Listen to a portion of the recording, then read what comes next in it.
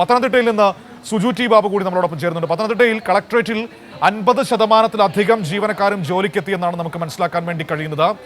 അവിടെ ജീവനക്കാർ ജോലിക്കെത്തിയപ്പോൾ അവരെ തടയുന്ന ഒരു സാഹചര്യം, സമരാനുകൂലികൾ തടയുന്ന ഒരു സാഹചര്യം ഉണ്ടായതായി NGO യൂണിയൻ ആരോപിച്ചിട്ടുണ്ട്. അത് നേരിയ സംഘർഷത്തിനും കാരണമായിട്ടുണ്ട്. സുജു ഉണ്ട് പത്തനംതിട്ടയിൽ നിന്ന് വാർത്തയുടെ വിവരങ്ങളുമായി. സുജു, പത്തനംതിട്ടയിൽ പൊതുവെയുള്ള സാഹചര്യം സർക്കാർ ഓഫീസുകളിൽ ഇന്ന് എങ്ങനെയാണ്? ഈ സമരം ചലനങ്ങൾ ഉണ്ടാക്കാതെ കടന്നു പോവുകയാണോ സർക്കാർ ജീവനക്കാരുടെ ഇടയിൽ?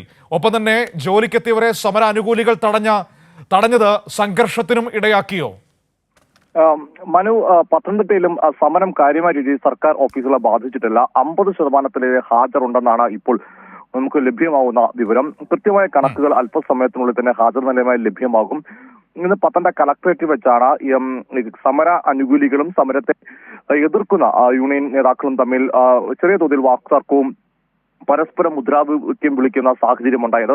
മാത്രമല്ല, ജോലിക്കെത്തിയ സർക്കാർ ഉദ്യോഗസ്ഥരെ ചില ഈ സമര അനുകൂലികൾ NGO ജോയിന്റ് കൗൺസിലിന്റെ നേതാക്കളും അതുപോലെ NGO അസോസിയേഷൻ നേതാക്കളും തടയാനും ശ്രമിച്ചു. ഇതിനെല്ലാം അതിജീവിച്ചുകൊണ്ട് തന്നെ ഈ മറ്റ് ഉദ്യോഗസ്ഥർ ജോലിക്കെത്തി പ്രവേശിക്കുകയും അങ്ങനെയാണ് 50% ഹാജർ നിലയിലേക്ക് എത്തിയത്.